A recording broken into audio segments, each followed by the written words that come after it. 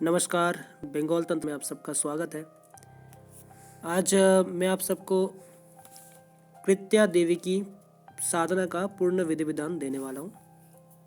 पिछले वीडियो में मैं इसके बारे में बताया था कि कृत्या कौन है और ये शक्ति क्या क्या कर सकती है।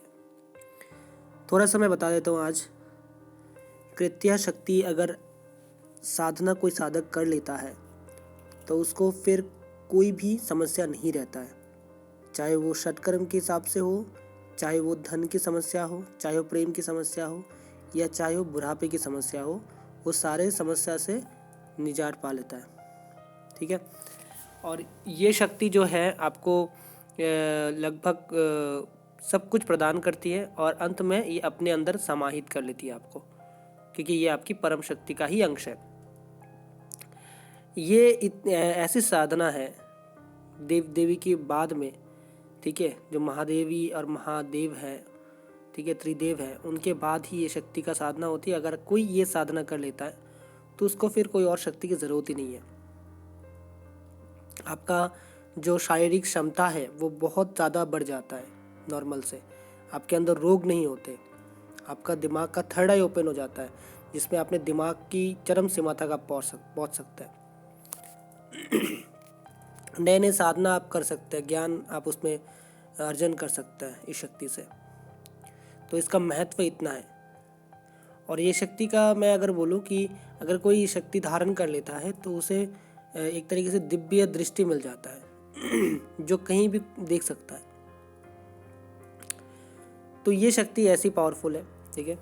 तो आज मैं इसका सिर्फ विधि विधान के बारे में बताऊंगा। विधि विधान अगर मैं बताऊं, ये शक्ति काला वस्त्र में ये साधना होती है। पूरा ही आपका काला वस्त्र पहनना होगा और उसके साथ आपका जो आसन रहेगा वो काला रहेगा।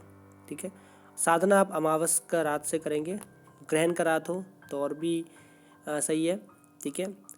साधना होगी 21 दिन की। ये लंबी साधना है, लेकिन मैं नया साधक के लिए ये नहीं बोल रहा हूँ, ये पुराने साधक के लिए मैं बोल रहा हूँ। पुराने साधक के लिए 21 दिन का होगा ये साधना। ठीक है।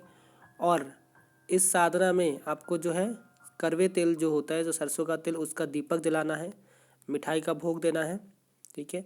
ये आपको साधना करना है कहाँ पे? ये करना है आपको कहीं सुनसान जगह पे, जहाँ पे कोई देखे ना। सबसे अच्छा होता है कोई समुद्र तट या नदी का जो तट होता है उसमें सबसे अच्छा होता है ये साधना करना। ठीक है। और बाकी जो है अगर आप कहीं पे खंडर वगैरह में करते हैं, जंगल में करते हैं तो भी अच्छा है, आप वहाँ पर भी कर सकते हैं।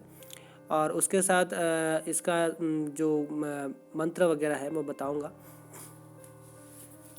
लेकिन वो मैं इंडिविजुअली बताऊंगा, लेकिन वो मैं एक एक करके बताऊंगा। जो इंसान करना चाहता है उसी को वो मुझे कांटेक्ट कर सकता है, वो मैं पूरा बताऊंगा। और दूसरी बात जो है, यहाँ पे आपको सुरक्षा का बहुत ज़्यादा ध्यान रखना है। इसमें आपको सुरक्षा के लिए 3 मंत्र लगाने होंगे। मैं यहाँ पे नॉर्मली 2 मंत्र देता हूँ जो बहुत ज़्यादा पावरफुल है। एक तो इंसान अगर गुरु दीक्षित हो जाता है तो उसको एक तरीके से सुरक्षा मिल जाता है। ठीक है। उसके बाद जो होता है आपका सुरक्षा मंत्र जो जल बंधु वायु बंधु वाला है, तो वो वाला मंत्र तो लगाना ही है अपने ऊपर भी, और अपने 4-5 घेरा भी लगाना है वो उस मंत्र से। ठीक है। उसके बाद आसन में बैठने से पहले एक मंत्र पढ़ा जाता है, आसन में बैठने के बाद एक मंत्र हम लोग पढ़ते हैं। ये 2 मंत्र हो गए। फिर हम लोग गुरु मंत्र का पाठ करेंगे। उसके बाद आपको जो है शिव जी का मंत्र, फिर गणपति जी का मंत्र, पहले गणपति जी का पूजा होगी, उसके बाद शिव जी का, फिर आप गुरु मंत्र का पाठ करेंगे। और उसके बाद जो है जो मेन मंत्र है कृत्या का जो मैं दूंगा, उसी को जो करना चाहता है वो साबर मंत्र है। ठीक है। 4 लाइन का मंत्र है और उस मंत्र को आपको कंठस्थ करके आपको हर दिन 21 माला करना है 21 दिन तक। और ये सिर्फ पुराने साधक की बात कर रहा हूँ मैं, नए साधक के लिए वो संख्या ज़्यादा होगी ऊर्जा के हिसाब से। ठीक है। क्योंकि नए साधक का कितना समय लगेगा वो देख के ही बताया जा सकता है, क्योंकि उनके अंदर ऊर्जा की क्षमता के अनुसार उनका समय सीमा निर्धारित होता है। तो लेकिन जो पुराने साधक है उनके अंदर अगर ऊर्जा भरपूर है तो उनके लिए 21 दिन की साधना है। और ये साधना सिद्धि होने के दौरान ही आपका सिक्स सेंस डेवलप्ड हो जाता है। आप मतलब आपके अंदर एक अलग ही शक्ति आ जाती है, आप एक तरीके से सुपर ह्यूमन बनने लगते हो। ठीक है। ये साधना आप जब करते हो। दूसरी बात ये है कि ये साधना के दौरान आपको बहुत सारी अनुभव होगी, परेशानियां भी आएंगी, आपको रोका जाएगा ये साधना ना, ताकि आप सिद्ध ना कर पाओ। ठीक है, क्योंकि ये शक्ति अगर आप किसी के पास होता है तो उसको किसी भी चीज़ का डर नहीं होता है। मतलब एक तरीके से शत्रु को नाश करने के लिए ये शक्ति का प्रयोग करते हैं देवता लोग, और वो शक्ति आपके पास हो तो फिर आपको कोई भी डर नहीं है। इस शक्ति से आप किसी भी शक्ति को भी वश में कर सकते हैं। किसी भी जिन्नात की कोई भी मोहिनी है उसको आप वश में करने के लिए इस शक्ति का प्रयोग कर सकते हैं। ठीक है, और इसमें और बाकी कुछ नहीं है। बाकी इसमें आपको जो है ब्रह्मचार्य का ध्यान रखना है जब आप साधना करते हो, और गुरु मंत्र का जो मैं बोला हूँ वो पहले गुरु दीक्षित होकर गुरु मंत्र का सिद्ध करके फिर ही साधना आप करिए। ठीक है, और मांस मछली ये सब नहीं खाना है आपको। ब्रह्मचार्य मतलब कोई दारू सिगरेट अगर कोई बंदा पीता है तो 1 हफ्ते से लेकर 10-15 दिन पहले ही छोड़ दो। ऐसा नहीं कि 2 दिन पहले छोड़ दिया फिर कर रहे हो, ऐसा नहीं है। 1-2 हफ्ते पहले ही छोड़ दो। ठीक है, सबसे अच्छा होता है कि 1-2 महीने पहले छोड़ दो, ताकि आपके अंदर जो वो सब चीज़ें पूरा तरीके से निकल जाए और आप साधना में पूरी अच्छी तरीके से सिद्धि मिल सके आपको। ठीक है, ये चीज़ों का ध्यान रखना होता है। और साधना में लोगों को सिद्धि इसलिए नहीं मिलता क्योंकि वो लोग इस छोटे छोटे चीज़ों का ध्यान नहीं रखते। वो सारे बड़े बड़े चीज़ कर लेते हैं, लेकिन ये छोटे छोटे चीज़ अगर आप नज़रअंदाज कर देते हैं तब आपके साधना में पूर्ण सफलता आपको मिलता नहीं है।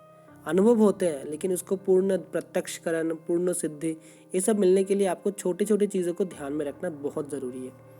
ठीक है, और अगर आप जैसे ये जो दिशा है इसका साधना का, ये होगा दक्षिण दिशा की ओर आपको करना होगा। ठीक है, माला आप रुद्राक्ष की लेंगे। रुद्राक्ष की माला को पहले संस्कारित करके फिर आप इसको यूज़ करेंगे।